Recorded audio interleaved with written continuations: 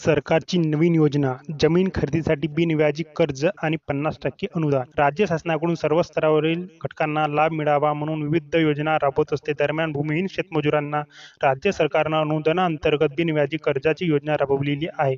कर्मवीर अण्णासाहेब गायकवाड सबलीकरण आणि स्वाभिमान योजनेच्या माध्यमातून अनुदान आणि बिनव्याजी कर्ज देण्यात येणार आहे.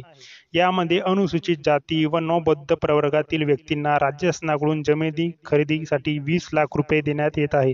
तर भूमिहीन शेतमजुरांना 2 एकर ओल्या किंवा 4 एकर कोरडवाहू जमिनीसाठी 50% अनुदान आणि 50% बिनव्याजी कर्ज देण्यात तरतूद करण्यात आलेली आहे. अनुसूचित जाती व नोंदबद्ध प्रवर्गातील व्यक्तींना रोजगारासाठी ही योजना आखण्यात आली आहे. तसेच भूमिहीन शेतकऱ्यांसाठी ही योजना राबविण्यात येत आहे. यामध्ये 2 एकर बागायती आणि 4 एकर जिरायती असे 2 विभाग करण्यात आले आहे. यामध्ये 16 लाख रुपये अनुदान देण्याची योजना आहे. राज्य शासनाकडून जमीन खरेदी करून ती भूमिहीन अनुसूचित जाती प्रवर्गातील कुटुंबांना पती किंवा पत्नीच्या नावे केली जात आहे. या प्रवर्गातील दारिद्र्य रेषेखालील भूमिहीन शेतमजूर कुटुंबाला 4 एकर कोरडवाहू जमीन व 2 एकर बागायती जमीन उपलब्ध करून देण्यात येते. जमीन खरेदीसाठी येणाऱ्या खर्चापैकी 50% रक्कम बिनव्याजी कर्ज व 50% रक्कम अनुदान स्वरूपात देण्यात येते. कागदपत्रांची काय करावे?